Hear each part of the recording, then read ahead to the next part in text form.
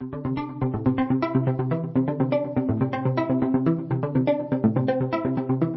and welcome to the 12th House Podcast. I'm Michelle Pelizon, your host, the head witch in charge at Holisticism, Pisces sun by day, Scorpio moon by night, and I'm so happy that you're here. Welcome to this episode of the 12th House. Happy Friday.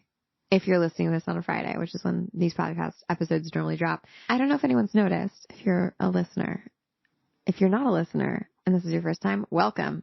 Wow, did you pick a good episode to slide in on? And if you are a listener and you haven't subscribed yet, oh man, I so strongly suggest it. So you never miss an exciting moment on this episode or on this podcast. But I don't know if you noticed, but every Friday we've been talking about intuitive business content. That's kind of like our theme for Friday content. And I wanted to talk about content. We wanted to dive deep on content for a couple of reasons. Because I love content and I love talking about it, and it's what I spent like a decade of my life doing and what we do at Holisticism. So I have a lot to say about it. I have a lot of strong opinions. If you couldn't tell, I was going to say it's the Scorpio moon. I think it's because I'm maybe Italian. I don't know. Or other things. I don't know. Maybe it's just because I'm Michelle. Funny side note, when my partner didn't request my hand in marriage, when he told my dad that he was thinking about proposing, my dad was like, she's very intuitive. You need to know that about her. And Ethan was like, yeah, I'm aware. She's got like 7 altars set up in the house and she burns spell candles every night. So I'm pretty sure, yeah, I'm aware. And my dad was also like, and she suffers no fools.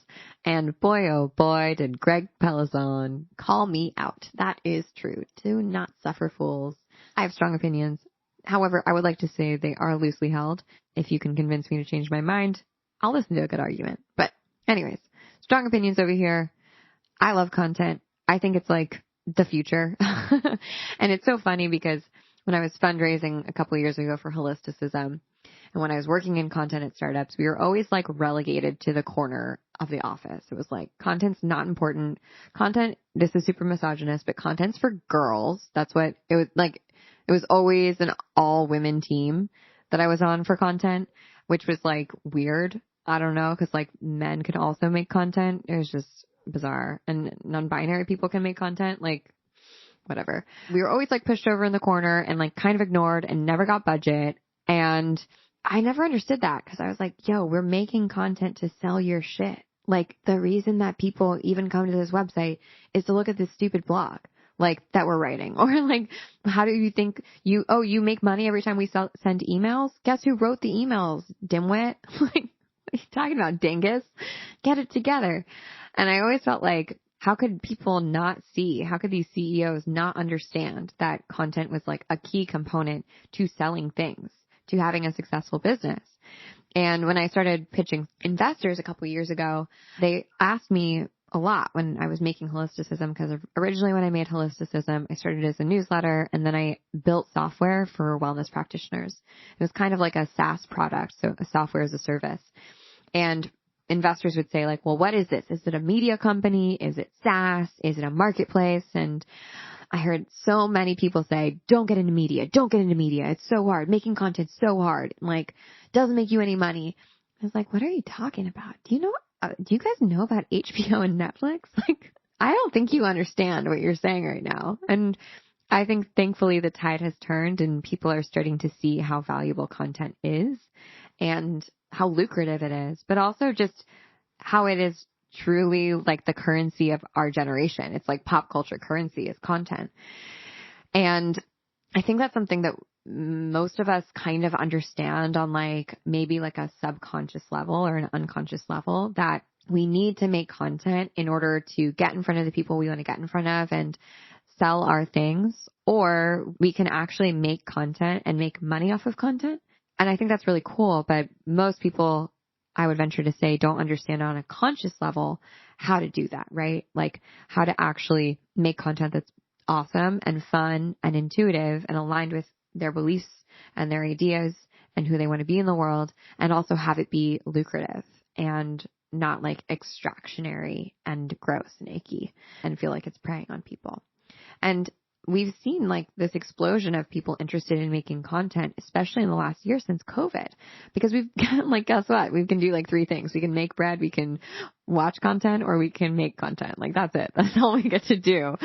And I think that's wonderful because so many people have gotten wise to the idea that, oh my God, I can make an online course with this brilliant knowledge that I have, or I can build a membership community, or I can make an OnlyFans account or a Patreon or a paid podcast, or I can put out a PDF and people will pay for it, or I can make a set of templates, or I can make like a Notion document and people actually want to download that and use it. And it's useful and helpful. And how cool is that? So I love talking about content for all these reasons, right? There are like, of course, more reasons beyond that. And it's just my favorite thing. And it's one of my favorite things, I should say, next to Ethan and my dog Bonnie and my team at Holisticism and being a witch. But content's up there. It's up there. It's like in the top 7. So we've been having more episodes. We've been hosting more episodes around making content, in particular when it comes to intuitive business. And today I wanted to talk about something that I think gets overlooked a lot in the content creation process, which is the intuitive element of it. And really, like when we're making anything, we're tapping into source. Like if we're truly being creative, if we're not like, forcing something, writing emails because we have to. If we like allow ourselves to open up to source, God, our higher selves, whatever you want to call it, the divine, that's channeling. Like you're channeling. You're making content, but you're channeling. You're making a TikTok, but you are also an intuitive psychic. So I think that's really cool. And it's something that we overlook and we kind of like forget about, right? Because so often we're like pushing to make and spit out content at this really rapid clip. And it causes us to like tense up and clench our buttholes, and it kind of like makes the muse drift away and like flee from our shoulder because she's like, you are uptight.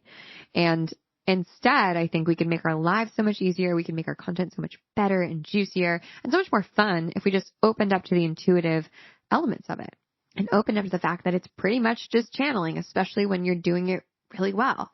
And channeled content is more often than not like way better than whatever you could put out from your conscious mind. Sometimes I look at emails that I've written and I'm like, when my Akashic records were open, which I'm going to talk about because I want to tell you a couple ways to get in channeling mode to make content. So I'll read these emails and I'm like, damn, that's funny. That's really good. Like, that's not me. I'm not funny. I'm so socially awkward. I'm not funny. So that clearly did not come from my conscious brain. That came from something beyond me.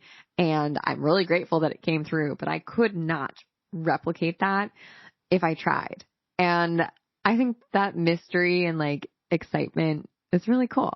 And we teach this in Profitable Content Creator Lab, which is our course around for making content intuitively. We launched it last year and it was such a hit and so many people loved it. So we're opening it again in April. And it's a really robust course. We dive into making courses and making membership platforms in particular. So if that's something that you want to learn more about, we kind of run you through the basics of how to do that. And we also marry the intuitive elements of it because I think that that's really like where the fun and where the like juiciness lives.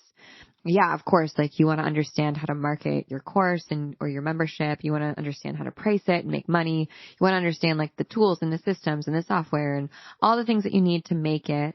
But I think you also, if you're listening to this episode or you're listening to this podcast, like you're an intuitive person, you're a psychic person, you're a mystical, spooky witch, right? And we can't just ignore those elements of ourselves when we're making and doing, especially if we're like making something that's close to our heart. I think we need to integrate them into our experience and what we do. So I just love PCCL. Again, it opens in April and end of April, April 19th. And it's just it's so magical and good. I love it. I can't wait for it. We have so many surprises up our sleeve. But I wanted to talk in this week's episode, not about how excited I am for all the surprises in PCCL, but about what the typical process of making content is and things that I genuinely find really, really helpful. And also some mystical and magical ways to channel your content that I also find really helpful. To give you some context, I've had lots of content creating careers. I think like my most not stressful, but like highest output content creation time was when I worked at a startup and had to write like 5 articles a day, which doesn't sound like a lot, but is actually a lot, especially if you're not like choosing your topics that you're writing on. And at other times in my life, I've been a consultant and freelancer who worked on content creation for other brands. At one point when I was running Holisticism, when I first got started, I was like consulting on 5 different projects and writing blogs for everyone and writing emails, and just like the output was astronomical, and I had to get it done, right? Because I had no other option. If I didn't get paid. It wasn't like I was on a salary. And I didn't always have like a boner for what I was writing. I didn't have the flexibility to wait, or the luxury to wait until the muse struck, and she like landed on my shoulder and whispered in my ear and was like, "This is the best subject line for this email." It was like, I have to write this because it's midnight and this is due at 6 a.m. because they're sending the email at 7. So like, get your shit together, Pelazon, because this has to be good. And if it's not good, you're going to get fired. So I've been in that. And I've also been in my business, which is, I have tons of flexibility. And if I change my mind, I can change my mind. And sometimes, some months, we get months ahead on our content. Other months, we are not behind, but we are, right on top of our deadline. And so I've done both. I've done all the things. And so I've got a lot of experience is what I'm here to say. And you also probably have a lot of experience making content if you have an Instagram, and you've probably thought about, oh my God, what's the next thing that I have to post? And like, should I batch my content? Should I make all of it right now? What about a quippy like comment, blah, blah, blah, right? So you probably have some experience of this. Even if you didn't have a career in making content, you get what I'm talking about, right? Sometimes you want to pre-plan and get ahead and not be stressed about it, because that just feels so good to roll out of bed and be like, okay, great, I know what to post and life is good. But other times you want to wait until that creative spark strikes you, because that's when the really good stuff happens. And if we have a business where content is a key component in our business, then we kind of have to strike a balance between the two, because we know that content is the thing that's going to get us paid, that's going to keep our business around, either directly because you're selling content, right? Because you're selling a course or a membership or a PDF or an OnlyFans or Patreon, or because you need to use content to sell the thing, right? The product, whether it's like a digital product, like what I just mentioned, a course or a membership, or a physical product like hand lotion, or a service, right? Like one-on-one coaching or dentistry.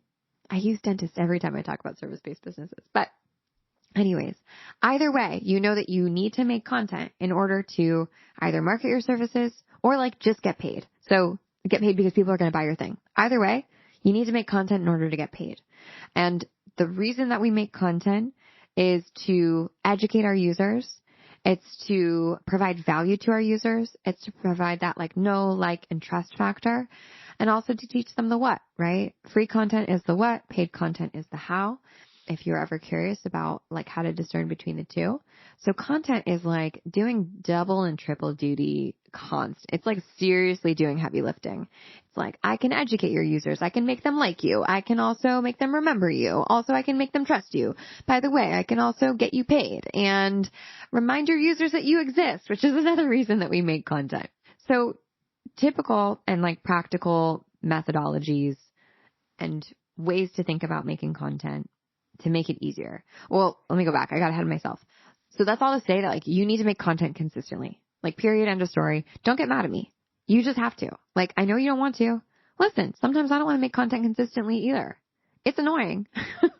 Especially when I'm depressed. Like, I can't fucking record a podcast. I'm depressed. Let me cry. Right? But sometimes we have to do it. And also, we can work around those situations, which I'm going to talk to you about in a second. If we know our cadence, if we know ourselves, if we know how we work and what our emotional waves look like, then we can like work around the lack of consistency that we might have in our personal or emotional or spiritual lives. And we can sort of plan that, well, I know that I kind of have depression.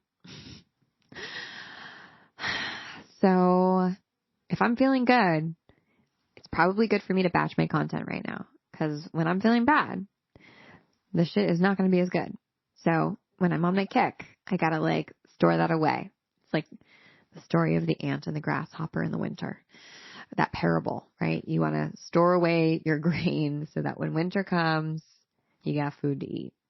So let's talk about some of the ways that are practical that you can sort of wrap your brain around a consistent content creation process.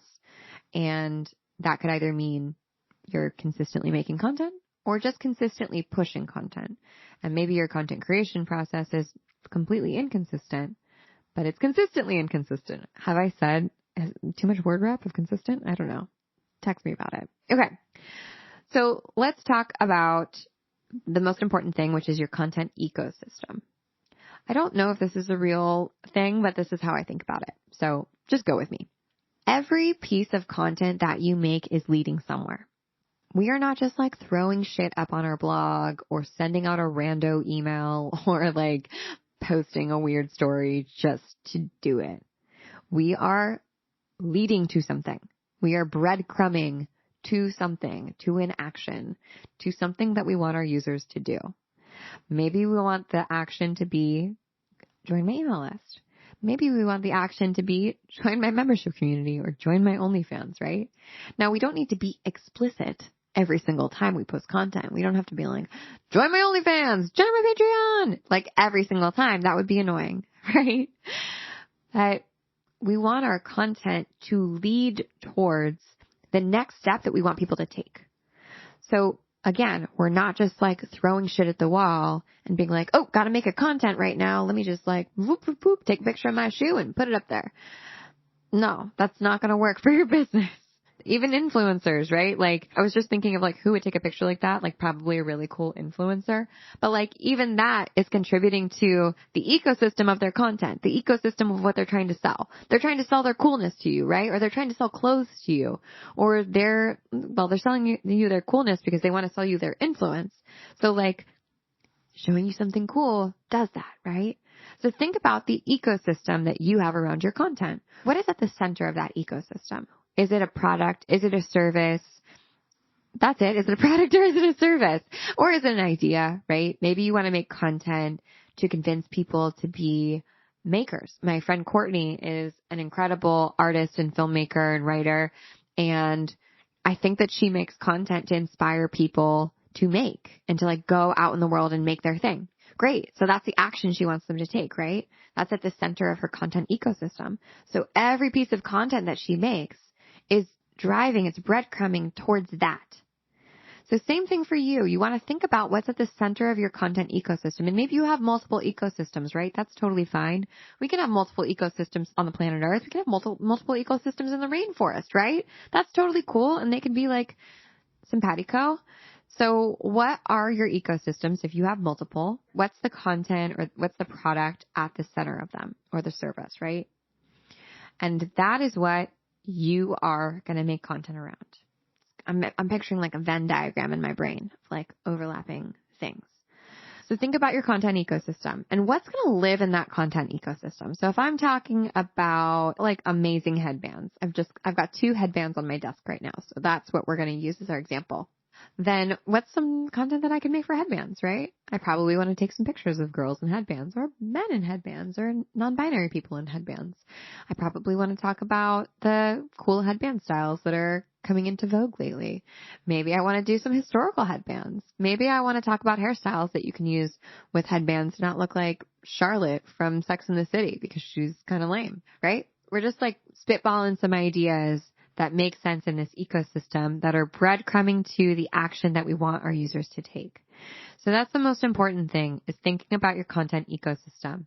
And very, very, very rarely are you going to have content that goes up that's outside of your ecosystem. And again, it doesn't have to be like explicit, buy my headbands, right? It can be a beautiful image of someone with great hair pulled behind their ear. That's it. That's totally fine. That's good. That's within the ecosystem. It's not like in your face. And then every now and then you're probably going to want to explicitly say, buy my headbands, but in a like classy way. You know what I mean? So make sure, rule number 1, understand your content ecosystem. Even if you need to like draw this out, I so strongly recommend you do it. It will really help your process. Next, another thing that's going to help you make content more consistently beyond understanding what your content's leading to is creating a calendar. I know it's not the sexiest thing in the world to have an editorial calendar, but boy, oh boy, do they help. I'll tell you that right now. I have worked in editorial teams that were right on top of their calendars and that others that were not. And yeah, you want a team that's on their shit, that follows the calendar, because you can be so much more thoughtful about your content ecosystem, right? About like, why are we selling? What are we selling? Why are we trying to like drive people to, and why? And what do they need to know or understand? And instead of like thinking of things off the cuff or like, because it's, 9:00 at night and your blog post is supposed to go up tomorrow, you can be much more thoughtful and deliberate with your time and attention. And that pays off, because that usually leads to better content. And we're going to talk about why, because usually that means that you can channel it as opposed to just like stress and butt clenching your way through it. Well, we'll talk about channeling in just a second. So getting an editorial calendar set up is not that hard. Oh, I made you a template so you can get this. Get it at holisticism.com/content-creation. It's a dashboard as the content creation station that's fucking sweet. And I have an editorial calendar in there for you that's really cool, and I hope you love it. It's inside Notion, so you can just duplicate it onto your own board, and it's going to be great. But get yourself an editorial calendar, build it out for like at least 2 months, and then stay on top of it. Don't ignore it. Use it. The next piece of advice that I have for you is batching content. Now, batching content is admirable. It's not for everyone. My MGs out there, you might not be content batchers. That's okay. That's okay. We still love you. We still love you. We love you. Like, we love you no matter what.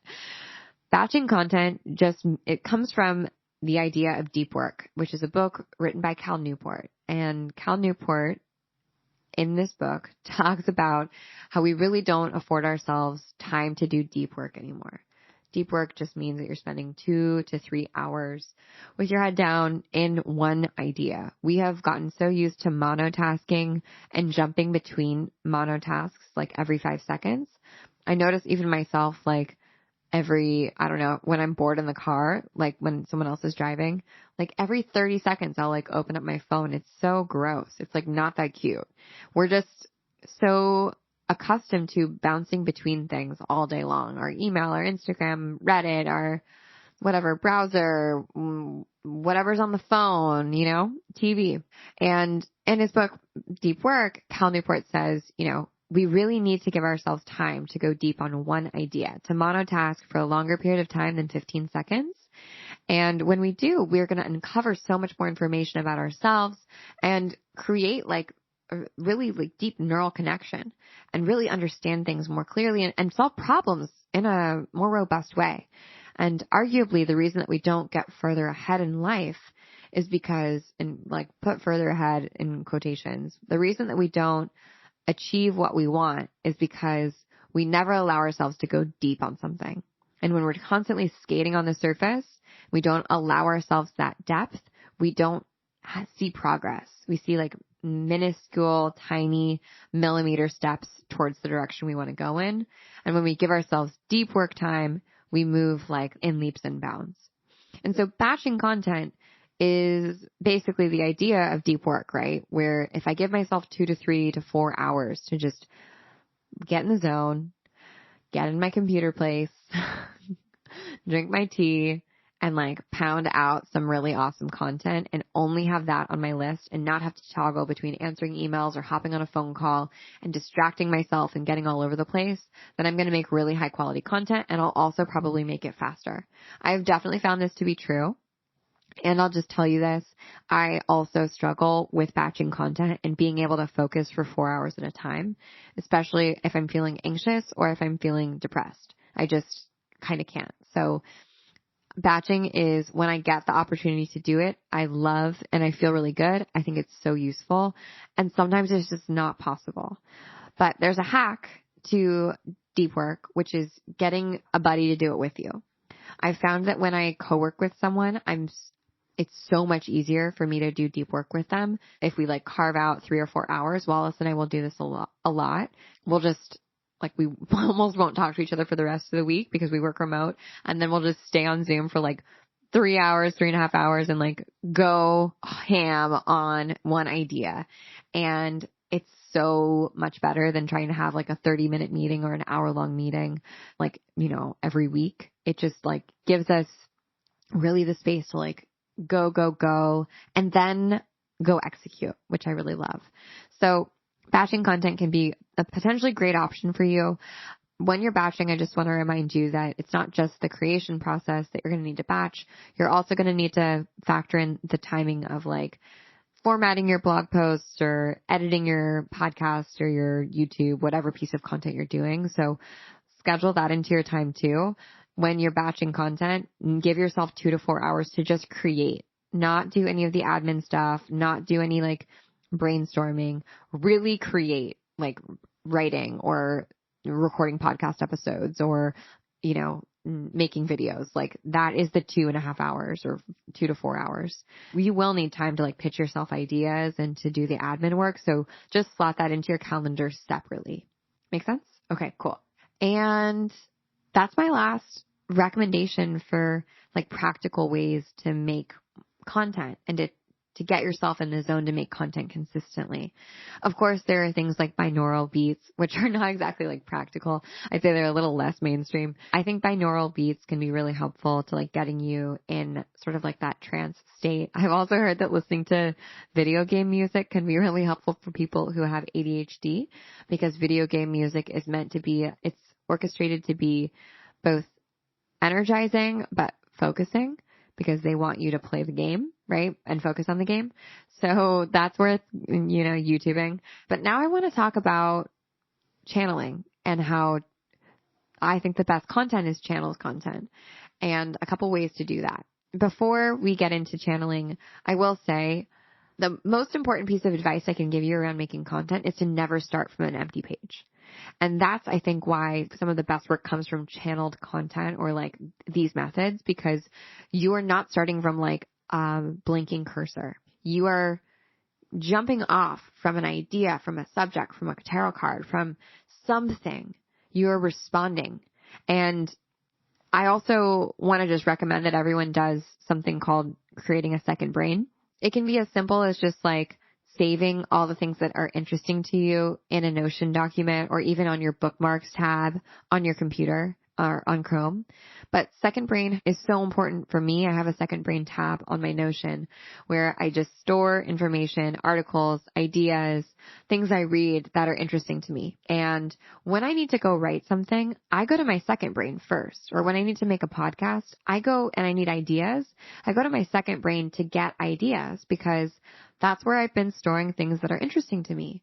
And I never make something just like from my brain.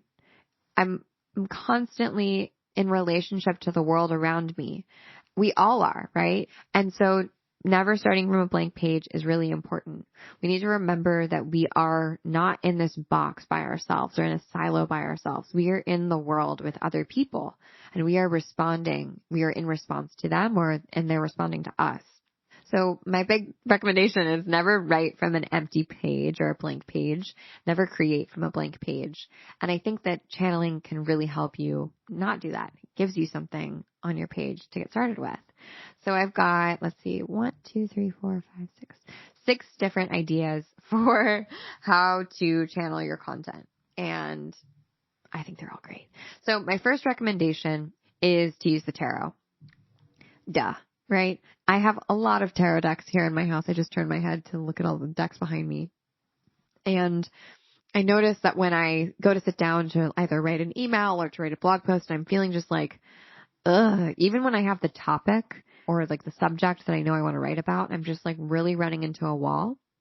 What I'll do is I'll ask the tarot to tell me, how do I need to deliver this message? Or what state is my audience in right now? Like, how are they feeling? And how can I like make sure that I deliver a message to them that's useful and important? And then I shuffle my cards and I pull a card. You can also just pull a tarot card and use that to start jogging your unconscious mind. In March, inside the North Node, we're talking about the unconscious. and we're using the tarot, there's actually a challenge to pull a tarot card every day for 31 days and to create a relationship with it, to, talk to it and interpret it. And I think that this is, number one, just so fun to pull a tarot card every day and really study it. But it's also absolutely necessary to unlock your unconscious or subconscious mind, because we so often want to just get the right answer, right? Well, what does the card mean? And what does the book say the card means? When in reality, we have so much information in front of us, so much juicy information to pull from, right? Look at any tarot card, even the Rider-Waite-Smith deck, right? They are full of color and imagery and archetypes and references to art and humanity and our stories. And there's so much that we can pull from them. Even let's say you're pulling the moon card and you see the little scorpion. If you're pulling the Rider-Waite-Smith or you're pulling the Tarot de Marseille deck, you see the little scorpion in the water. It's wow, that could mean so many things to so many different people. Maybe to me, I'm oh yeah, that's a Scorpio, because Scorpio's waters run deep and Scorpio's just hanging out in the water under the moon, and I'm a Scorpio moon, so this card is kind of me and my feelings. And maybe you're like my sister who's not into astrology, and she's oh yeah, lobster. Lobsters are the scorpions of the sea, and lobsters live in fish tanks at restaurants, and maybe to her, she's and that means, that means going to your near death. That's pretty scary. I mean, that's pretty deep. It's also not that wrong, right? If we're thinking about Scorpio and death and shadow, I don't know. I could see it. So allowing your unconscious brain, your subconscious mind to run wild, to run rampant, to be potentially wrong, right? To make connotations with the imagery that you see, with the colors, with the shapes, with the runes, with the astrology that you see on a tarot card can be wonderful for your creative inspiration, and also opens you up again to being able to channel, because all we're doing, intuition is just information, right? And we get to choose what we want to do with that information. And when we're highly sensitive or highly intuitive, we are just able to notice more information. When we open ourselves up to notice, right? When we stop and we look at a tarot card maybe for the first time and we really see it, as opposed to quickly getting the guidebook to tell us what it reversed means and praying that it doesn't mean that, our significant other is going to break up with us. When we really see it and give ourselves that pause, that sacred pause, then we're opening ourselves up to maybe seeing and hearing more. And so be really, really just open, be your fertile ground for spirit or intuition to come through and to channel. And don't second guess yourself. Just play with this. Play with this idea. Next time you're feeling stuck, pull a tarot card and just see what comes up. It might feel nuts. It might feel absolutely insane. You're I don't understand how the Two of Cups has anything to do with TikTok. But see what interesting connection you can make, because that's what art is, right? Good art, interesting art has parameters. It has constraints applied to it. So if you apply constraints well, I got to make this Two of Cups work somehow in this story about TikTok, then you're going to make something really interesting. You're probably going to see things from a new perspective. That's for sure. And you will very likely understand things in a different way. So I love to use the tarot for all those reasons. The easiest way is to just close your eyes when you're thinking about making a piece of content and ask what is the message that needs to be delivered through this content today that I'm making, and then pull a card. You can also ask, what is the mindset of my community or the people that are going to read this? And what do they need to know? And you can pull 2 cards for that. The next option is opening up the Akashic Records, which is my favorite. I just love seeing the Akashic Records getting more and more mainstream. I think it's so cool. I'm a certified Akashic Records reader, and I've been doing this for 3 years, and I really enjoy it, and I think it's fun. And I'm probably on some people's shit list, to be honest with you, because I take it very seriously because I think it's an amazing tool, but I also don't take it seriously. We all should be able to use the Akashic Records, and it ain't that deep. you are connecting to the purest frequency and source of love, and you are getting, the answers to what has happened, might happen, or is going to happen, and you're seeing the most likely outcomes based on the trajectory that you're on, and you also can totally change that trajectory if you decide that you want to change it because you have free will over your destiny. And we all should be able to read our records. I think the people who gatekeep the Akashic records are assholes. And I don't want to be an asshole. I want you to be able to use them. So we'll put the pathway process prayer in the show notes, but the easiest way to access the Akashic records is to open them using the pathway process prayer. I have a whole episode on the Akashic records. If you go back, it's one of our earlier episodes. It's really good. So if you have questions about the records, then you should go listen to that. But you can open your records. And guess what? You can channel while your records are open.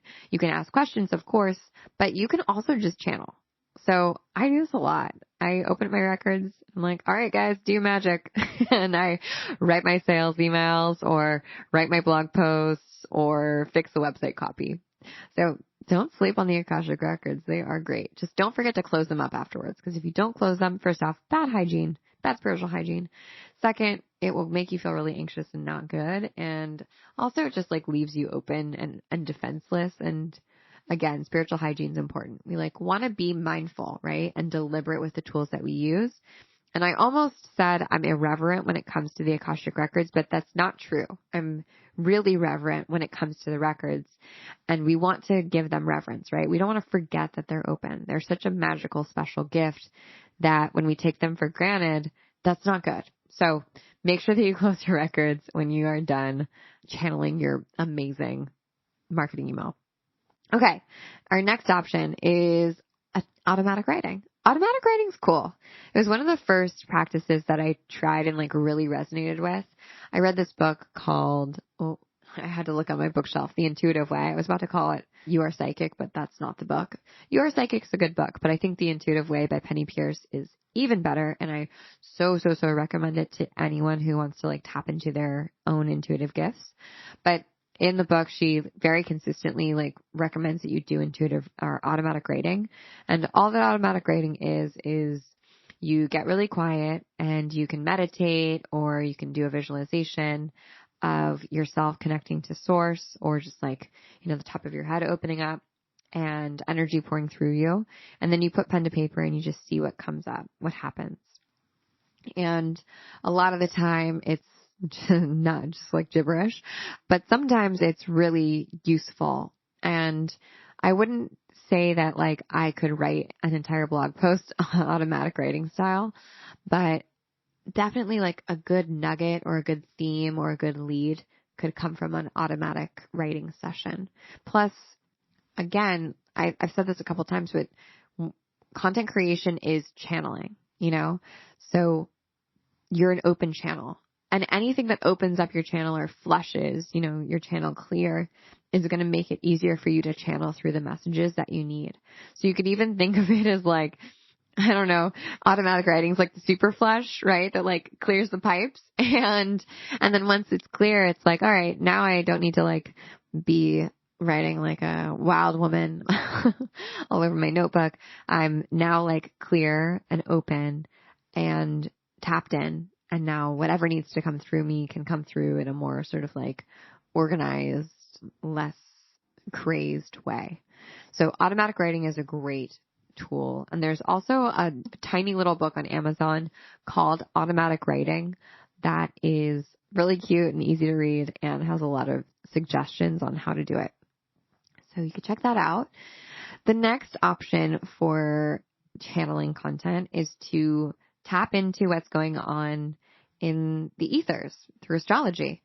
So you can do this by studying astrology. And I would say in terms of channeling, this isn't exactly channeling to me. This is more being aware and doing a temperature read on what's happening in the world around you. Because when you're making content, you kind of need to put yourself, you don't kind of need to, you should put yourself in the shoes of the people who are going to be watching, listening, or reading your content, right? Where are they coming from? What's important to them? What do they need to hear?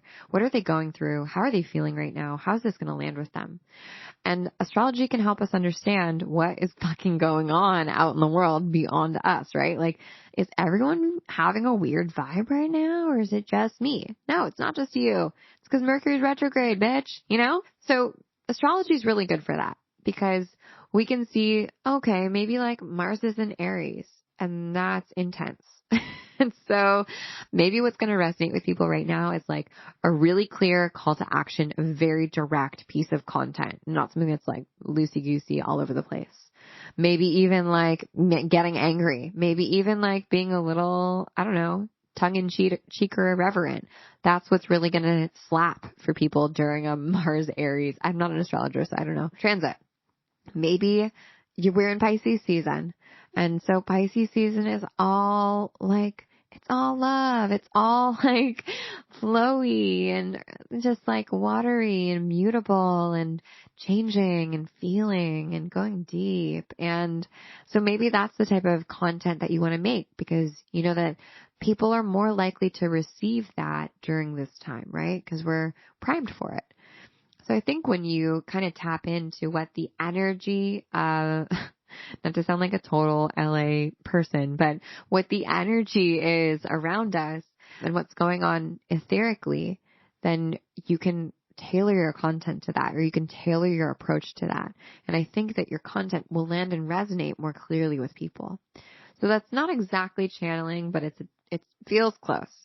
The next two I think are really cool. Bibliomancy. One of my favorite ways to come up with content is to pull a book out of my bookshelf, slide open to a page, and read the first line. And whatever that first line is what I'm going to make content about. And it like kicks me off. And I love it because it feels like spirit is like directly pointing me in a direction, being like, do this now. You can't change your mind. And I love that. And because again, it opens me up to being like, all right, well, if this wasn't a coincidence, right? Because I have to think, if I'm engaging in something like bibliomancy, then I have to know that nothing is a coincidence, especially when I ask for a message or a sign or I specifically engage in bibliomancy. Then I'm asking spirit, the divine, to show me an answer, to show me information. And so when I do that and I get information, I'm now open to the idea that anything I see is information, right? Because I asked for it. Sure, I asked for it in a book, but I wasn't like, and only books, right? Now I'm open to when a butterfly flies past my door or my window, well, that's a message too. That's a piece of information too. So how can I fit that into my content? And then I'm open to when maybe a thought pops into my brain or an idea that seems to come out of nowhere that, well, I maybe should have, instead of like brushing that off and being like, I got to write this other blog post down. Maybe I'm more open to that idea. Maybe I'm more open to exploring that idea and potentially maybe that's what I actually make my content around. Or maybe it's an important thread to follow in order to deliver the message, the content that I'm writing more clearly. Who knows? But I love bibliomancy for that reason in particular, because it asks you to be open to possibilities and that also messages are coming in constantly. And if you just paid attention to them, which is all that bibliomancy is, it's just being like, oh, I guess I'll pay attention to what happens when I open this book to a page and I'll take it more seriously than I would in any other given moment. That like there's magic around us all the time, you know, there's magic in the mundane. We are constantly channeling. Like the most intuitive people are constantly channeling. They don't need to like go meditate for 25 hours in order to like be a clear vessel. They just are. And they don't have to like speak in tongues or like roll their eyes to the back of their head or be like, I'm channeling. This is a channeled message. Like they just are all the time. And they know that because they're always connected to spirit or divine. And that's kind of what I'm getting at here, right? We're like always connected. We're always channeling. And there are some practices that just help us trust that more, right? When we're a little bit more intentional around them or thoughtful or deliberate. And then finally, my last recommendation is technomancy. And technomancy is when you open up your phone and maybe you scroll through Instagram and you find a message that's for you. It's almost the same as bibliomancy, but the digital version. I sometimes do this with Reddit, where I'll open up Reddit and I'll scroll and I'll see whatever lights me up and gets me excited, and then read a little bit more about it, and then try to, basically I use that as inspiration, right? Like if that inspired me, that got me excited, I want to talk about, well, what is there? What's underneath that? Often I get excited by a post and on the outside, it's about tech, or it's about, I don't know, witchcraft, or it's about pimple popping, right? But when I really go deeper and ask myself, well, what is exciting about this to me? Why am I reacting to this? What's underneath this? There's something very human there, and probably something that's not singular and just individual to me, probably a feeling that other people can relate to. And that's what really interesting content is. It helps us feel seen and understood.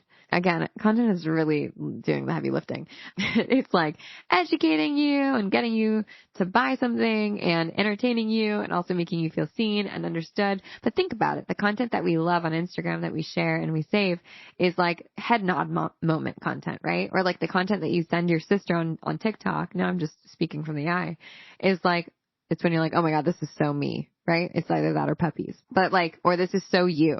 When we see ourselves in content, either because it's funny or because we see something brilliant, when often people share and save posts on Instagram of quotes that are articulated in a way that they agree with, but that's way smarter than they could say it. And the reason that people share that content is because they kind of want to claim that intelligence, right? They're yeah, I think this too, but here's an articulate version of what I think or whatever. And there's nothing wrong with that. I do it as well. Often I'm not very articulate, so I will totally lay claim to someone else's brilliant genius words. But really good content gives us that head nod moment, makes us feel seen and understood, and is relatable. And that's why it's so important to show yourself in your content, right? Not just literally show yourself, but show your heart. Talk about your experiences and why you know what you know, because that's what's interesting. Those stories are the things that ground us in your humanity, but also help us know you and like you and trust you. I think about how nothing is a coincidence a lot because I studied Tarot de Marseille. Tarot de Marseille is, depending on who you're talking to, but many people say it's the original form of tarot. It was sort of generated in Marseille in France, and then actually was created in Italy, I should say, and then brought over to Marseille, into the courts in Marseille. And so many people will say it's the ancient Italian tarot, and I'm Italian, so I wanted to study Tarot de Marseille because it's different than the Rider-Smith-Waite tarot deck. Very, very, very different.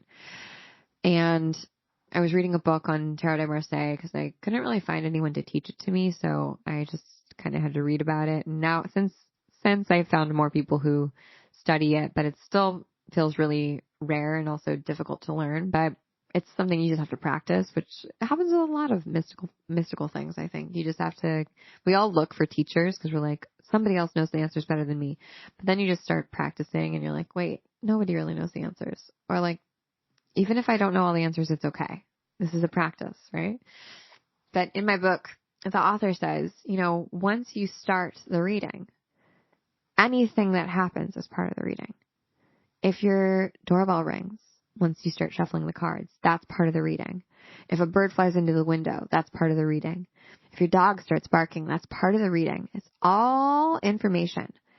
And I feel like that's kind of what I'm getting at here, is it's all part of the reading, right? When we sit down to make content, we can't just be in a silo by ourselves or in a vacuum, just being heads down on our computers, making our content, typing away, our eyeballs bleeding because we've been staring at blue screens for too long. We have to acknowledge that we don't live in a silo. We don't live in a bubble. We live in a human ecosystem. We live in an etheric ecosystem, and that everything is giving us information. And once we've sat down, once the reading has started, we should consider the information that comes in, because we are channeling, because it is magic, because you are psychic, because you are intuitive. So to ignore that information as it comes through would be a disservice to what you're doing. It's just as if you're reading the Tarot de Marseille. You can't ignore the dog barking or the fact that your neighbor just landed on your doorstep, right? That's all part of it. It's all information. And who are you to hold back that information and judge it because you're worried that it's not going to make sense or because you're worried that you're going to look stupid? Gosh, in so many Akashic Records readings that I've done, I've gotten information and been like, I can't say that. Like, that would be deranged. I cannot say that. Like, or, I see a crazy image and I'm like, I don't know why there's like dancing raisinets on top of your head. Like, I can't tell this person that that's what's happening. And then I do. And I'm like, so this is weird. Just stay with me. Does this mean anything to you? And they're like, oh my God, yes. And if I had kept that to myself, if I'd kept that information to myself, would the reading have been good? Yeah, probably would have been fine. The fact that I didn't and that there was something there makes that reading so much more meaningful, right? It's like, whoa, there was information there. And who was I to try and keep that from my client or from the person I'm reading for? Like, who am I to think that I'm so self-important that I can decide what's worthy and what's not worthy? All I'm here to do is be a messenger. And I'm getting like a little in the weeds because I know we're just talking about content. And you're like, lady, it's TikTok or like Instagram. Don't freak out. But the truth is, like, when you're making content, you really are just the messenger, right? It's not up to you to judge the message. It's your job to deliver it with clarity and truth and honesty and in your way, right? In the way that like makes sense to you. And hopefully if you struggle with things like imposter syndrome, that helps you move past it to just remember, like, it's none of your business whether it's none of your business to change the message or to be worried about whether people will receive the message.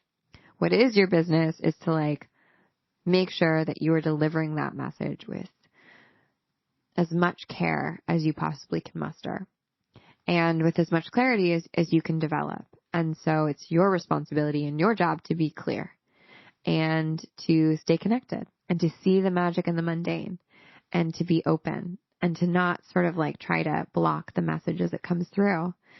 And often the message asks us, or spirit or divine or whatever, asks us to step out on a ledge that feels really uncomfortable, to share something that feels scary or feels intimidating or vulnerable. And we have the option or the choice to step up into it or not. And you're not going to get punished. This isn't a test. There is no such thing as tests. You're not being tested. Don't worry. You can't pass or fail. It's all good. You're not being tested. But you do get a choice. And you get to choose your destiny, right? You get to choose the outcome that you want. Our Akashic Records show us the most likely outcome based on the trajectory that we're on. But we get to choose that trajectory. We get to change that trajectory if we'd like. That's kind of like what we're talking about here.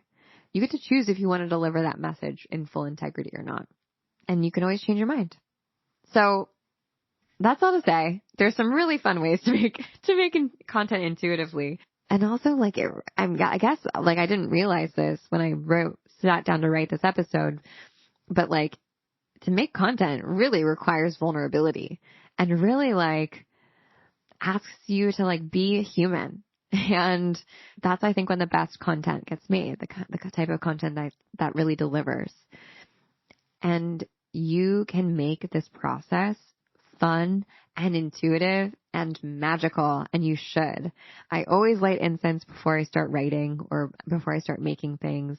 I take my tinctures, I clear the air, I clear myself, I like wash my hands with salt, especially when I'm like about to do a lot of writing or like when I'm writing a really big email sequence. I really prepare, like it's a ritual because life is that, right? Like I've said it before, but like there's magic in the mundane. Like we can make all of this, all the businessy stuff, all the living stuff, all the like human stuff. We can make it magical. We have it within us. And guess what? It's fucking fun. It's really fun to do it. The minute that it becomes like stressful or I don't know, like superstitious, like don't do it then. But when it's fun for you, hell yeah, dude, you'll make dope shit. You'll make dope shit if you're having fun and you're connected to the divine, which is you. So that's my advice for today. I feel like this is all over the place, but let's circle back with the key takeaways. The practical elements that you need to know about making content. First, you got to know your content ecosystem. Very, very important. How is the content that you're making breadcrumbing back to the product or service that you want to deliver to people? Next, get yourself an editorial calendar. I made one for you, holisticism.com/content-creation. And batching your content can be really dope. It can be really great if you're an inconsistent person, perhaps if you have physical or mental or emotional reasons for maybe not being able to have a consistent, good capitalist output like me. Batching content can totally be your friend. It also can be difficult at times. Don't be hard on yourself if it doesn't work out. And I would say if it doesn't work out the first time, just try again. You never know when it's going to stick.